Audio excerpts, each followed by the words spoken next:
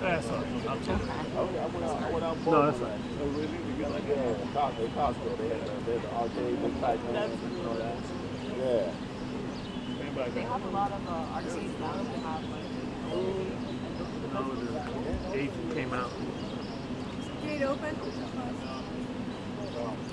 Make sure you use your curveball microphone. The column blocking. Yeah. The curveball filter.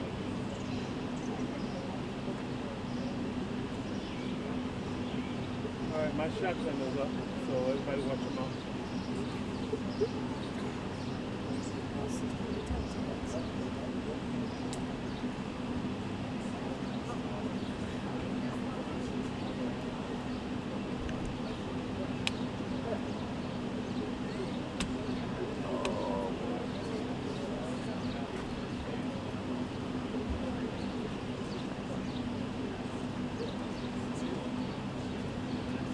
You looking for your cable?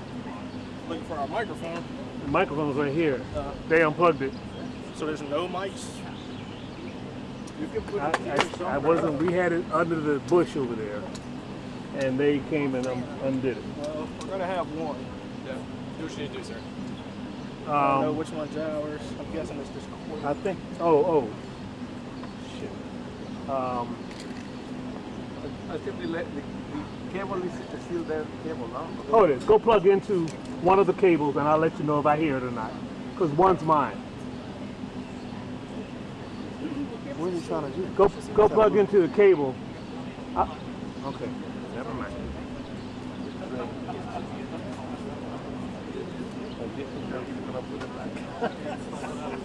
You gonna put it back?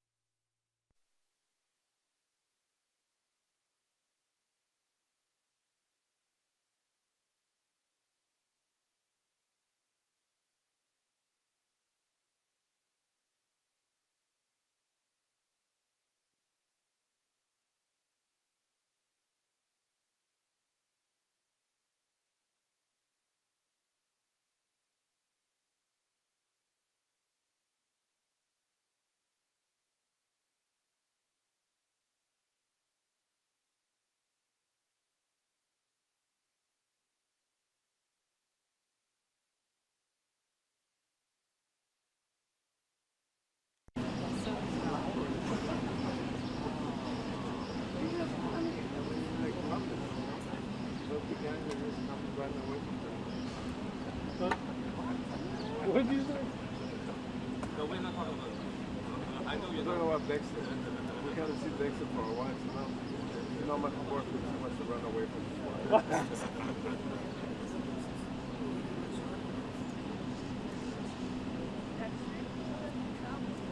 He likes to do this at arrivals. I don't know what it is. Yeah, he likes to supervise.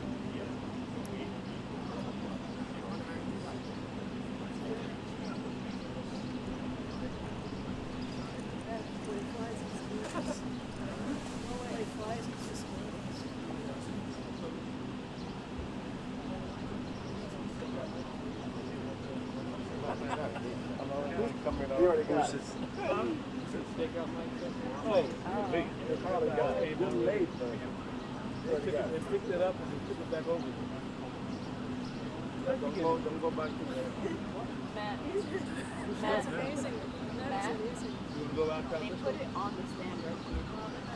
On the other side of the boat. I called over. I told them.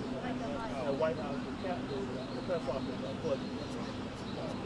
So we had it over there under the rubber. And they didn't want it over. Okay. Well, apparently there were a couple of ants that were getting an argument. They couldn't have that.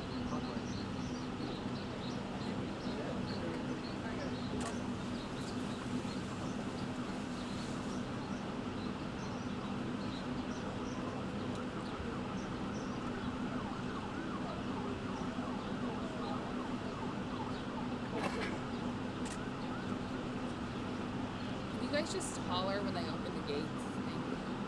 What do you want to go holler? Just when they open the gate. No, I mean holler what? The gates are open. Oh, see that? See, I'm messing with you. I can say anything. I got bored. Full of jokes today. Bananas today. You don't know what They look down there. So we've been putting those microphones there for I don't know how long. Several, bunch of them, right? Oh, That's what the case is for. what's that on the back? Oh, okay. Now you And know it the doesn't secret. affect the cars? I've been doing that for years. Oh, okay. Well, he's just got the case in. Yeah, well, some, you know. It's a thick case. Okay.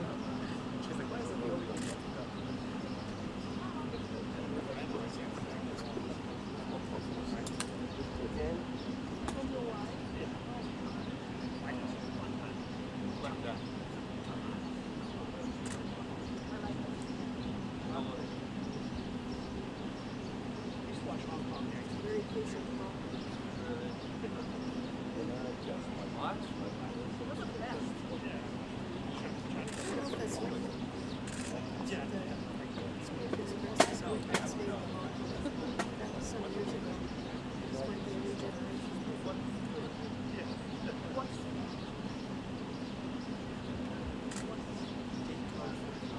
Oh, boy.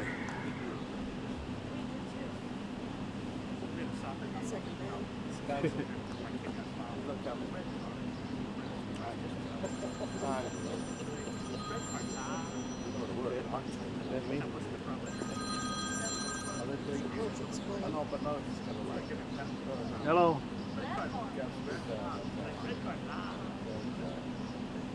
Hello.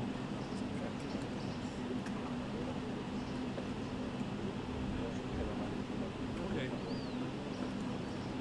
All right. You think so? Everybody said it. I don't think so.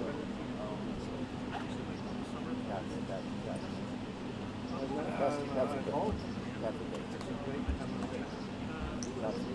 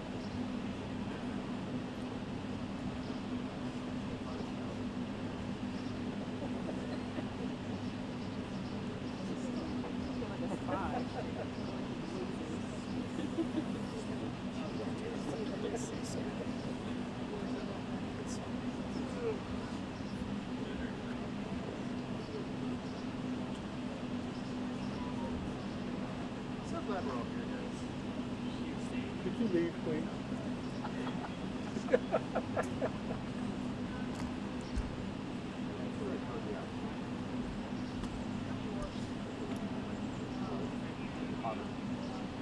That makes sense. I'll go down to all at once.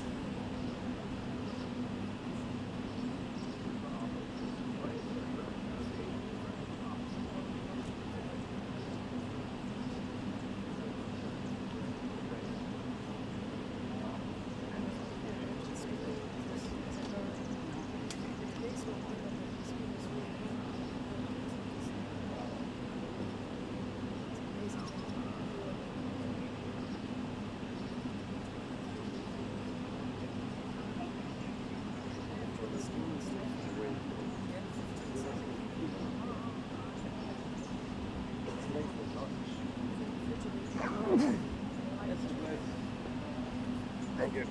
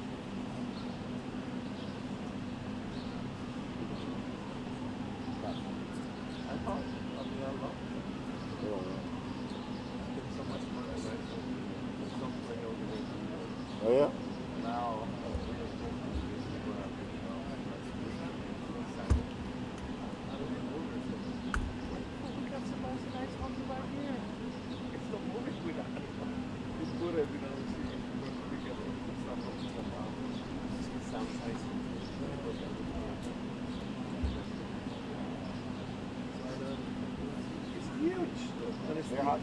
Yes. He paid for it. He was fine. Still got his equipment.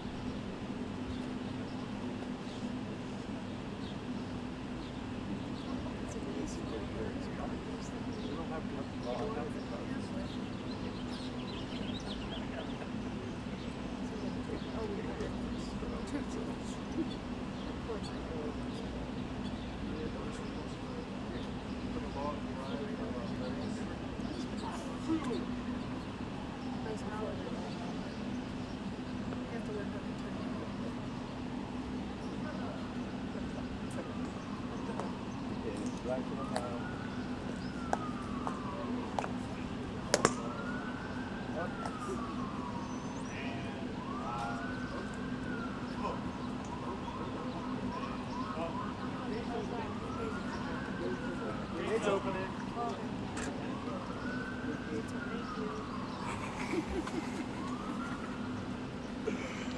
Oh boy.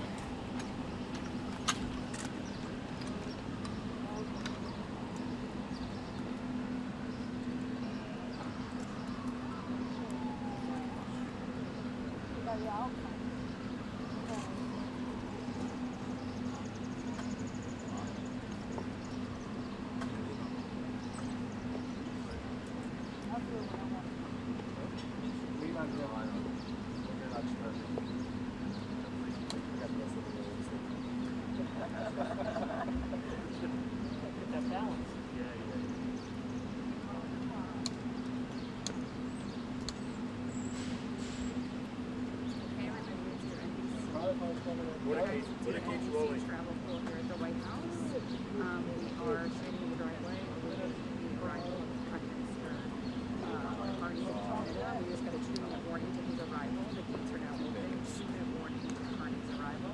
We are live on pool 5.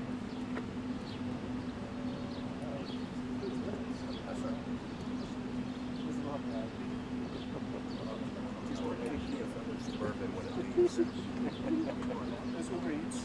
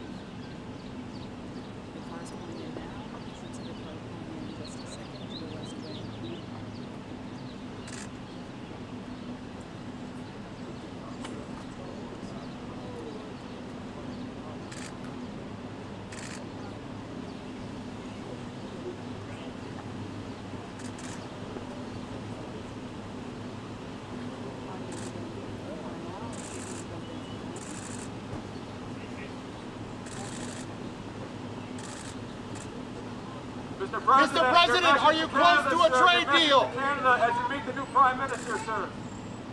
Do you think the Fed will cut interest rates tomorrow?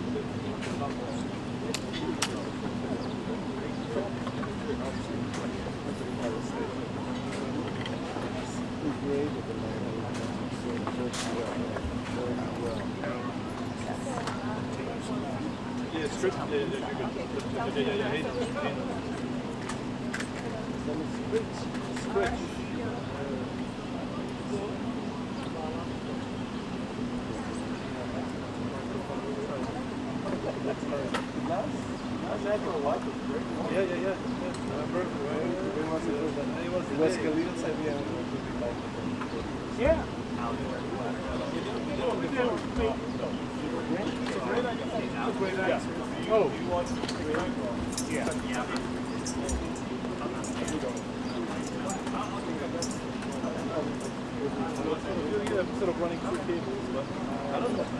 Sort of they over there on top, so they must have heard something. They heard something. Where do you want me to put it? They're like, this is game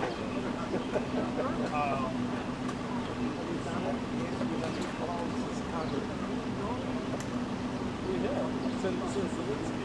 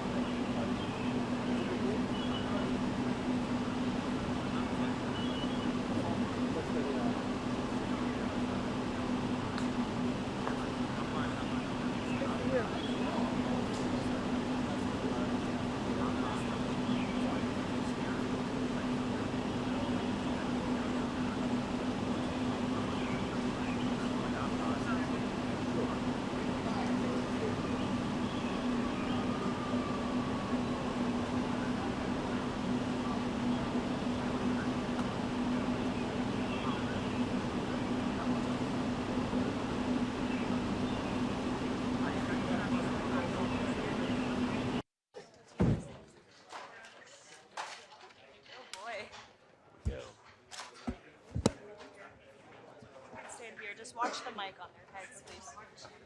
Watch your stick.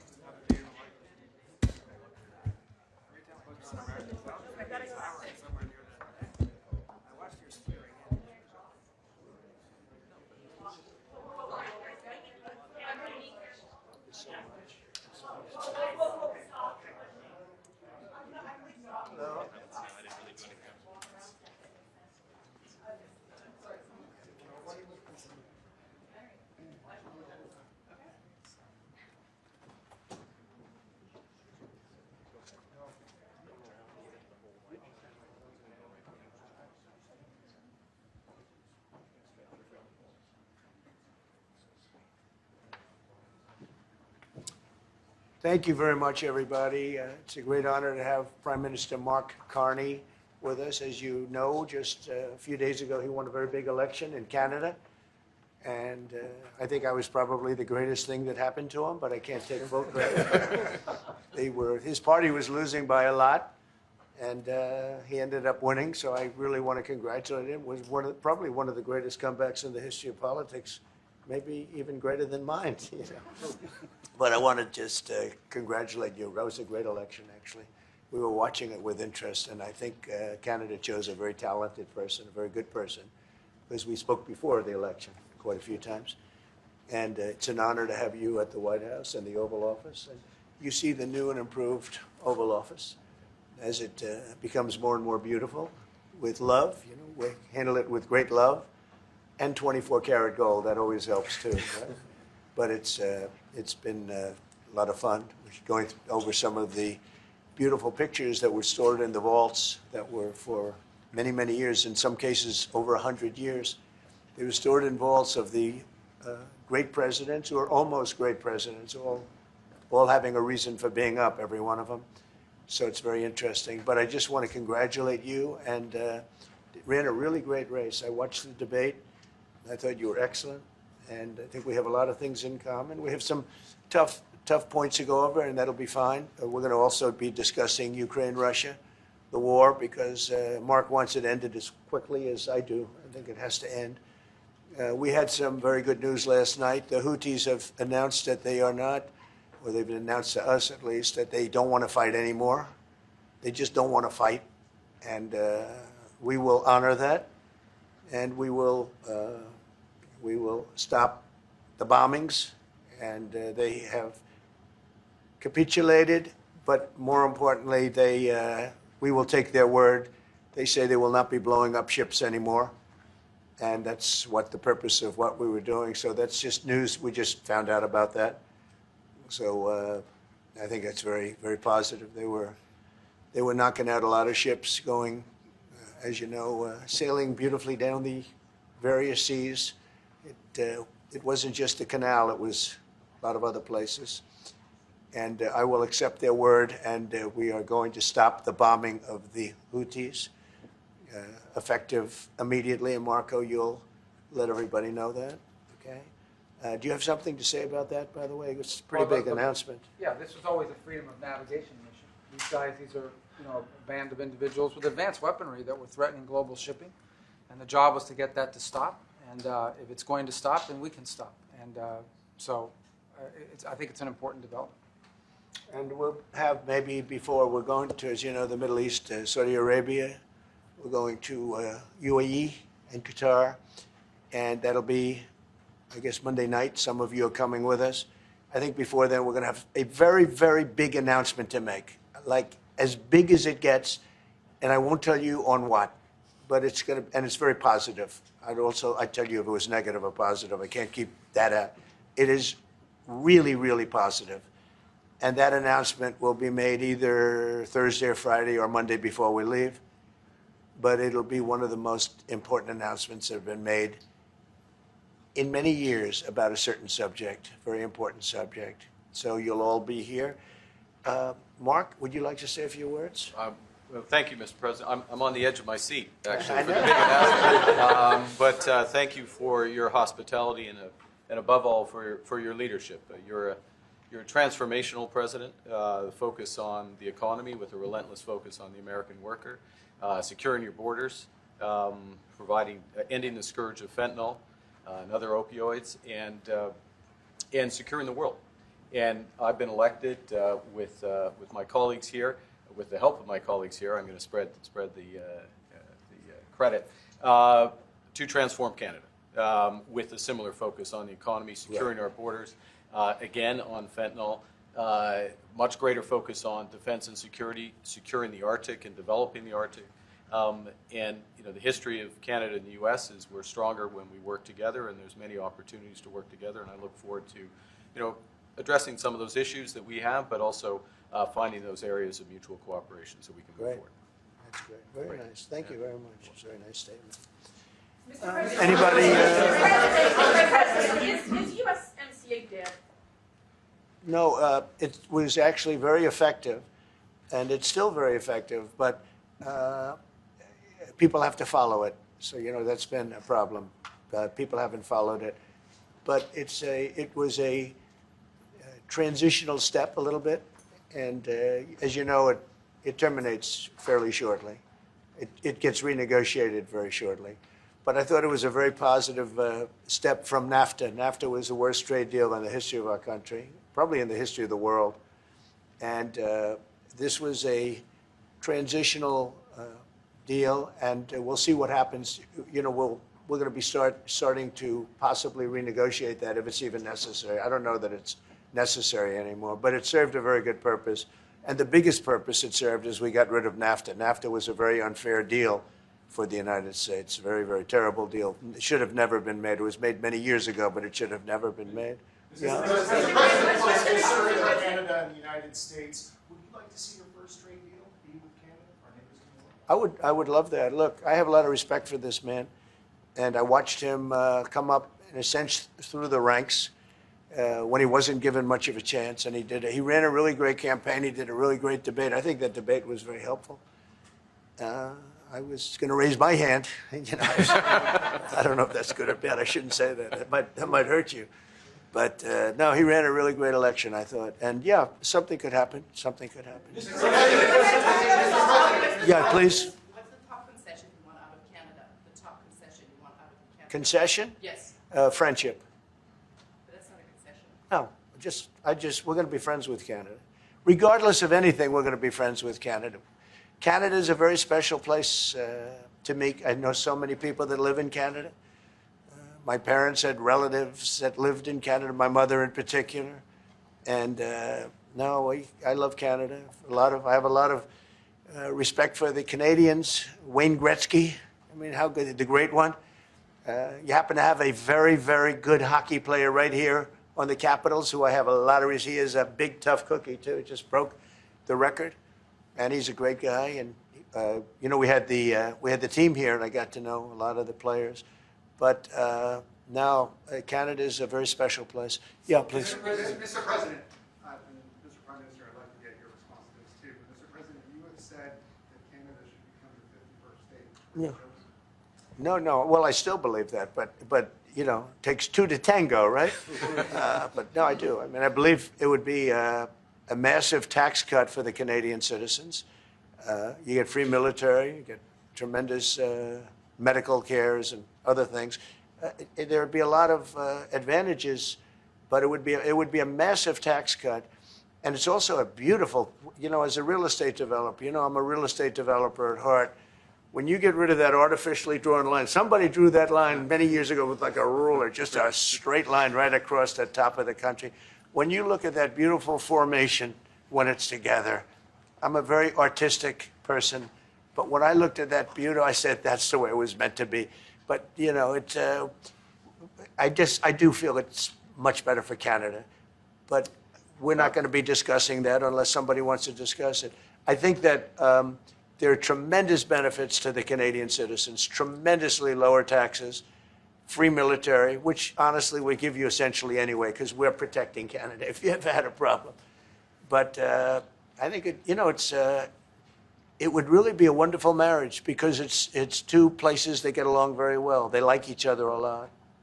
Well, if I may, As you know from real estate, there are some places that are never for sale. That's true. We're sitting in one right now, Buckingham Palace, that you visited as well. That's true. And having met with the owners of Canada over the course of the campaign last several months, it's not for sale, won't be for sale ever. But the opportunity is in the partnership and what we can build together. And we have done that in the past. And part of that, as the President just said, is with respect to our own security. And my government is committed for a step change in our investment in Canadian security and our partnership, and I'll say this as well, that the President has revitalized international security, revitalized NATO, and us playing our full weight in NATO, and that will be part of it. True. And they have, I must say, Canada is stepping up the military participation because Mark knew, they were low and now they're stepping it up, and that's a very important thing. But never say never. Never say never. What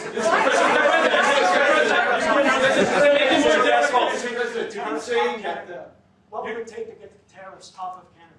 Well, we'll be talking about different things. Look, we want to protect our automobile business, and so does Mark. But we want to make the automobiles, and we want to, we have a tremendous abundance of energy, more than any country. We have, just in Alaska alone, Anwar has been reopened now. Anwar is probably the largest find anywhere in the world. They say it's larger than Saudi Arabia. I don't know, but it's a lot. But we have tremendous amounts of energy. Other countries don't. We're both lucky in that way. They have energy. We have energy. We have more than we can ever use and more than we could ever sell, actually, and you have the same thing. So we're two countries that are very lucky. If you look at China, they don't have that. It's a big disadvantage. Other countries, most countries don't have. Most countries don't have that. So Canada and us, we have a lot of advantages over other places. Mr. President, when you consider what Mr. Carney just said, that Canada is not for sale, does this make the discussion a little more difficult to start on? No, not at all. No, not at all. No, time will tell. It's only time. But I say never. I've had many, many things that were not doable, and they ended up being doable, and only doable in a very friendly way. But if it's to everybody's benefit, Canada loves us and we love Canada. That's, I think, the number one thing that's important. But we'll see. I mean, over time, we'll see what happens. China. I was hoping you could clarify something. Earlier this morning on Capitol Hill, Secretary Bessent said that there hadn't been no negotiations yet with China. You have said something different. They want to meet, and they're doing no business right now. And those ships are turning around in the Pacific Ocean. Big turn. Those are big ships. Those ships take about 10 miles to turn. And, we lost $1 trillion to China on trade because of an incompetent president that we had who preceded me, grossly incompetent. You're finding it out more and more now. And by not trading, we're losing nothing. So we're saving $1 trillion. It's a lot. But they want to negotiate, and they want to have a meeting, and we'll be meeting with them at the right time. But you haven't met with them yet. I have not met with them, of course. You would know if I met. I'd tell you. They want to meet, but, we are right now. Look, they're suffering greatly. Their economy is suffering greatly because they're not doing trade with the U.S. And they made most of their money off the U.S. Don't kid yourself. They don't make the money off other countries like this. And they were making. We had a trade imbalance. We had a deficit, or they had a surplus. Another way of saying it, of more than $1 trillion. Think of it, more than $1 trillion. And because of 145%, that's the only reason, but because of they have now 145% tariff, there's no trading. You can't trade with 145%.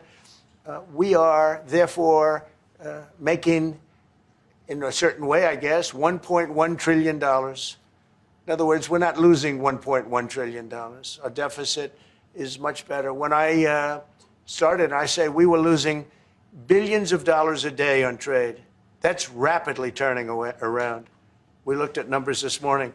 So we were losing, the United States during Biden was losing more than, I won't even give you numbers because they're so embarrassing, but billions of dollars a day on trade. Those numbers are rapidly turning between the tariffs. Don't forget, we're now getting 25% on cars, 25% on aluminum, 25% on steel, and maybe more importantly, massive numbers of companies are moving into the United States. Honda, we have tremendous, the car companies are moving in at levels we've never seen before. The biggest investment ever made in the United States is being made right now. Trillions of dollars. I would say we could be at $9 trillion. You could go back to other presidents, they haven't had $1 trillion for their entire term. Look at Biden. He had bad numbers. People were leaving. They weren't coming in. They were leaving with Biden, and he didn't know the difference. The only thing he knew is people coming in. You know who they were? Illegal immigrants, okay, from prisons, from mental institutions, from all sorts of places that weren't good, from gangs, from Venezuela. They were coming in and they were criminals and murderers. 11,888 people that murdered, and at least half of them murdered more than one person. This is what Biden led into our country. I'm bringing in big companies. We have Apple is investing $500 billion. We have Jensen, as you know, is going to be 500 biggest chip maker, or chip thinker, I call him. He's really a thinker more than a maker. But we also have the maker, Mr. Wei. I get to know them all in the last, it was a cram course, but they're all moving into America because of the tariffs. And I don't think people have appreciated it. Some people do, some of the smart people do. So we have more money coming in. It's really an amazing thing. We have more money being invested in the United States now than at any time ever before in our history, and it's not even close. And I think the real number could be 9 or 10 trillion. We don't know everybody that's doing it. We have many. I just heard about a plant that's being built right now, a very, very top-of-the-line company, and they didn't come to the White House. They're just doing it because they're making it because if they build here, there are no tariffs. And this is the big market. This is the market. That sets us apart from it. This is the market where everyone wants to be. Now, if I didn't come here and do this, all of a sudden we wouldn't be the market where everyone wants to be. So we're able to do it in time. But we're going to have a great announcement, and I'm not necessarily saying it's on trade. Going to the beginning, we're going to have a great announcement over the next few days, an announcement that will be so incredible, so positive. And I'm not saying, I don't want you to think it's necessarily on trade. Just to finish, we also have a situation, because everyone says, when are you going to sign deals? We don't have to sign deals. We could sign 25 deals right now, Howard, if we wanted. We don't have to sign deals. They have to sign deals with us. They want a piece of our market. We don't want a piece of their market. We don't care about their market. They want a piece of our market. So we can just sit down, and I'll do this at some point over the next 2 weeks, and I'll sit with Howard and Scott and with our great vice president, who has done a really good job. We have some good news to report on a lot of fronts. But JD will be there, and Marco, and we're going to sit down, and we're going to put very fair numbers down, and we're going to say, here's what this country, what we want, and congratulations, we have a deal. And they'll either say, great, and they'll start shopping, or they'll say, not good, we're not going to do it. And I said, that's okay, you don't have to shop. Now, we may think, well, they have a right, you know, that maybe we were a little bit wrong, so we'll adjust it. And then you people will say, oh, it's so chaotic. No, we're flexible. But we'll sit down, and we'll, at some point, in some cases, we'll sign some deals. It's much less important than what I'm talking about. For the most part, we're just going to put down a number and say, this is what you're going to pay to shop. And it's going to be a very fair number. It'll be a low number. We're not looking to hurt countries. We want to help countries. We want to be friendly with countries. But you keep writing about deals. When are we going to sign? When? It's very simple. We're going to say, in some cases, we want you to open up your country. In some cases, we want you to drop your tariffs. I mean, India, as an example, has one of the highest tariffs in the world. We're not going to put up with that. And they've agreed already to drop it. They'll drop it to nothing. They've already agreed. They would have never done that for anybody else but me. So we're going to put down some numbers, and we're going to say our country is open for business. And they're going to come in, and they're going to pay for the privilege of being able to shop in the United States of America. It's very simple. It's very simple. So I wish they'd keep, stop asking, how many deals are you signing this week? Because one day we'll come and we'll give you 100 deals. And they don't have to sign. All they have to do is say, oh, we'll start sending our ships right now to pick up whatever we want or to bring whatever we want. It's very, very simple. And I think my people haven't made it clear.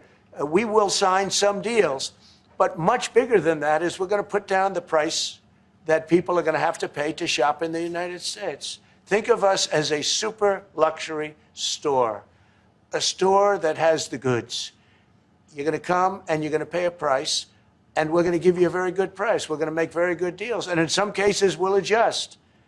But that's where it is. And we've been ripped off by everybody for 50 years, and we're just not going to do that anymore. We can't do that. And we can't let any country do that to us. We're just not going to do it anymore. Can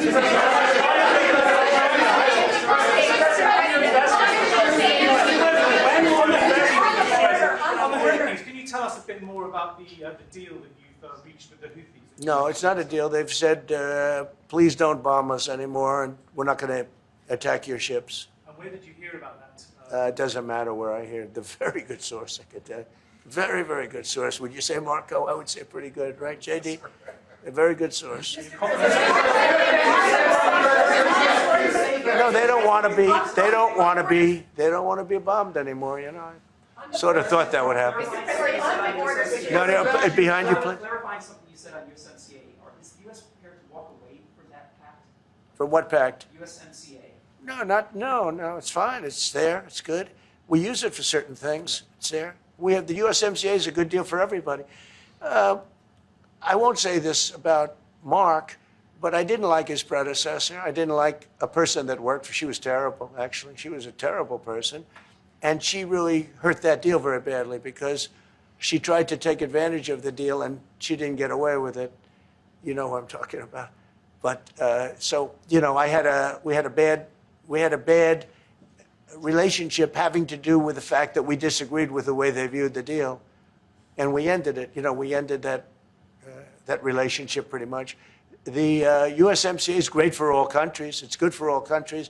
We do have a negotiation coming up over the next year or so to adjust it or terminate it. Mr. President, I'll say a word on USMCA if I may, Mr. President. It is a basis for a broader negotiation. Some things about it are going to have to change. And part of the way you've conducted these tariffs has taken advantage of existing aspects of USMCA. So it's going to have to change. There's other elements that are come, and that's part of what we're going to discuss. Right. During the campaign, Prime Minister Carney talked about the American vitriol. How do you react if Canada decided not to shop in the American store as much as before and decided to partner with other countries? Well, we don't do much business with Canada from our standpoint. They do a lot of business with us. We're at like 4%, and usually those things don't last very long. You know, we have great things, great product. The kind of product we sell, nobody else can sell, including military. Look, we make the best military equipment in the world, and Canada buys our military equipment, which we appreciate. But we make the best military equipment in the world by far, the missiles, the submarines. Everything we have is really top notch. I rebuilt our military during our last term. Stupidly, we gave some away to Afghanistan, which shouldn't have happened. But that was, I think it was the most embarrassing moment in the history of our country. It was just very incompetent people. But if you look, the man that's now the head of our Joint Chiefs, he led the attack on ISIS for me. That's why he's the head of the Joint Chiefs. And Raisin Kane, he was unbelievable. And as you know, we defeated ISIS in 3 weeks.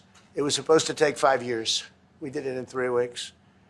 And he ran the campaign. I said, I like him.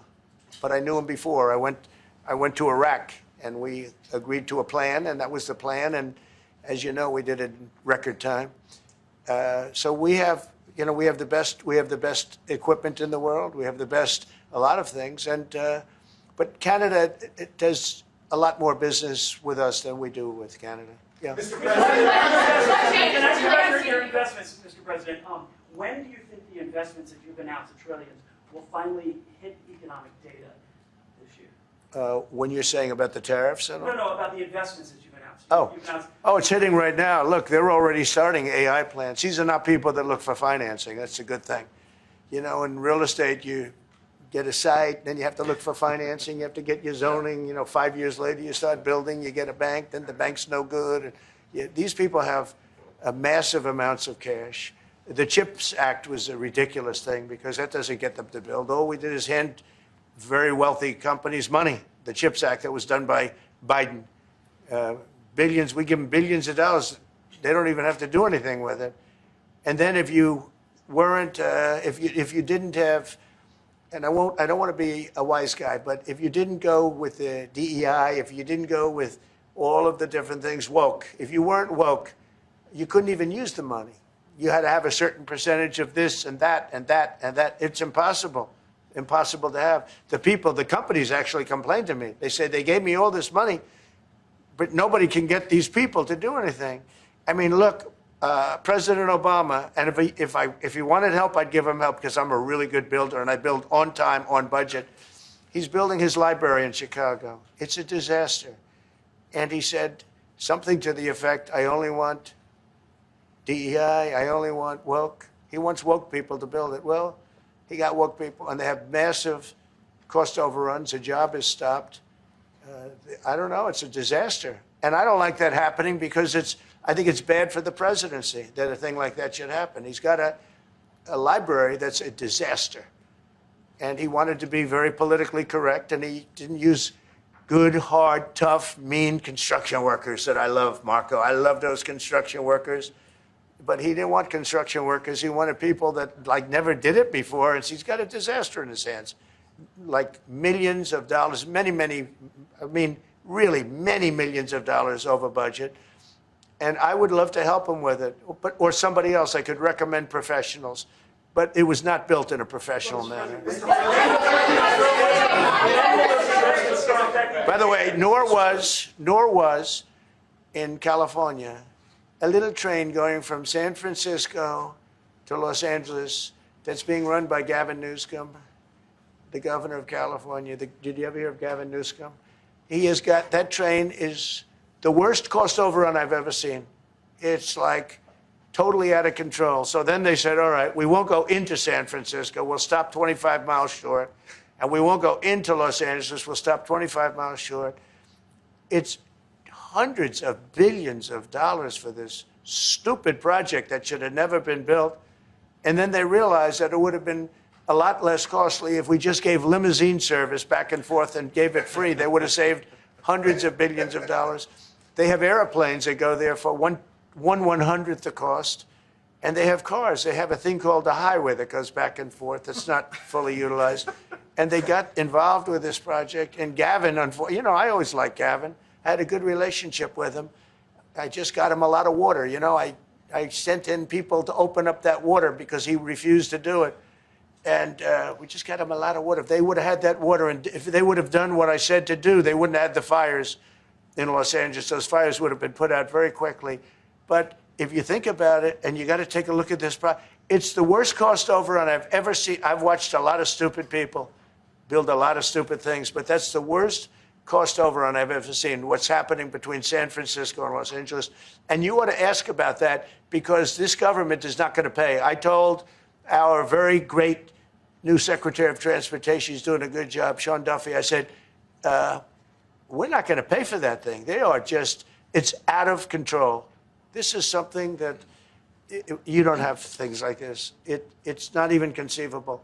Like 30 times over budget, 30 times. It's the craziest thing and now it's hundreds of, it was supposed to be a simple train. And I think the media should take a look at it. And I'd love him to run for president on the other side. I'd love to see that. But I don't think he's going to be running because that one project alone, well, that and the fires and a lot of other things, pretty much put him out of the race. Mr. President, what changes would you like to see to the USMCA? Or what changes would you like to see? We're going to work on some subtle changes, maybe. I don't even know if we're going to be dealing with the USMCA. We're dealing more with concepts right now. Look, right now, we're doing trade. We have trade. They're paying a tariff on cars and steel and aluminum. And I think we have a baseline of 10% or something like that for the tariffs. But we're getting along very well. Right now, going no further, but we have an agreement. We did something with even parts. You want to discuss that, Howard, with respect to Canada, which helps Canada out? Sure. So we've made an arrangement with the car companies that 15% of their USMCA parts are included, and then 15% of foreign parts from the manufactured suggested retail price are not tariffed to help domestic manufacturing really thrive. So it gave them a chance to be able to build their car parts factories if they're going to. A lot of these companies already have factories, and what they have to do is just fill them out.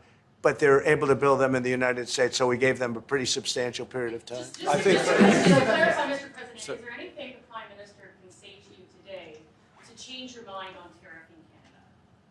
Tariffing cars? Tariffing Canada. Is there anything he could say to you in the course of your meetings with him today that could get you to lift tariffs on Canada? No. Why not? Just the way it is. What's your first state? Yeah. If Canadians don't want it, would you respect that? Sure, I would.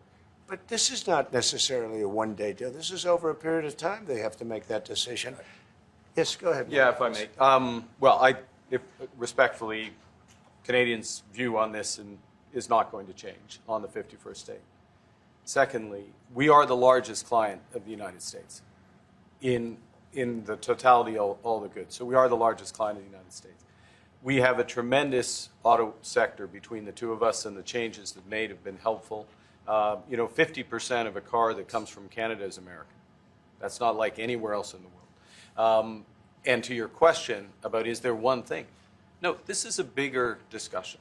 There are much bigger forces involved, and this will take some time and some discussions, and that's why we're here, to have those discussions, and that is represented by who's sitting around the table. See, the conflict is, and this is very friendly. We're not. This is not going to be like we had another little blow up with somebody else. That was a much different.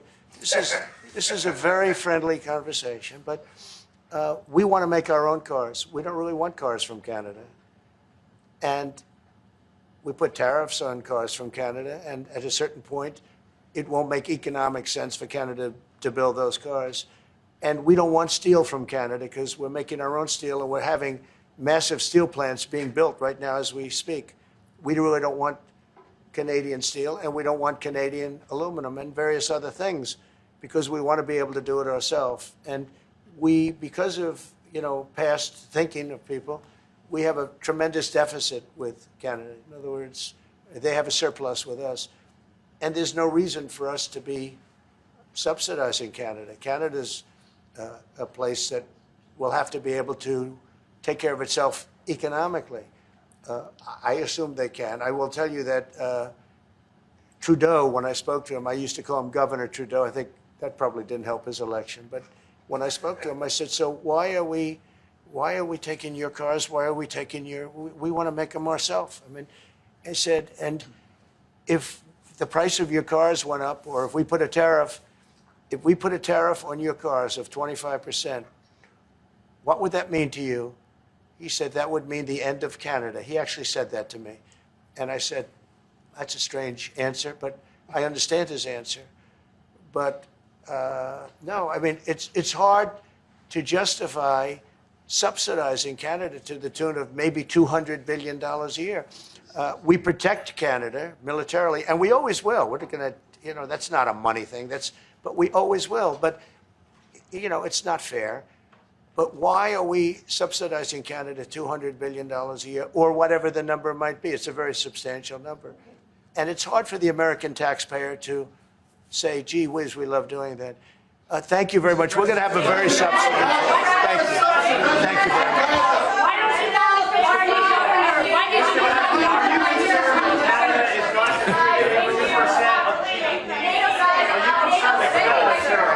Sir, NATO spending? Can you comment on Canada's NATO spending? Thanks, guys.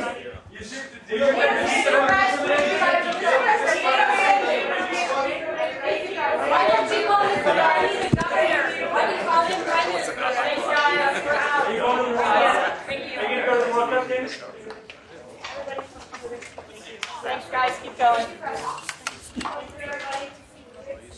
I'm just waiting for my pen. Thank you. Sorry. Thanks, guys. Go ahead, Rudy. Thank you, thank you.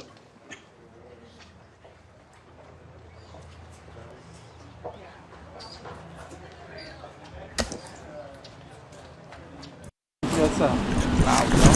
Huh? I think just like loud. Yeah, I think so. But Be prepared.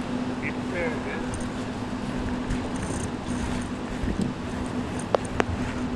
What did the ABC guys say? What did the ABC guys say? Thanks, guys. Appreciate it. Yeah, appreciate it. Yeah, I'm taking this out.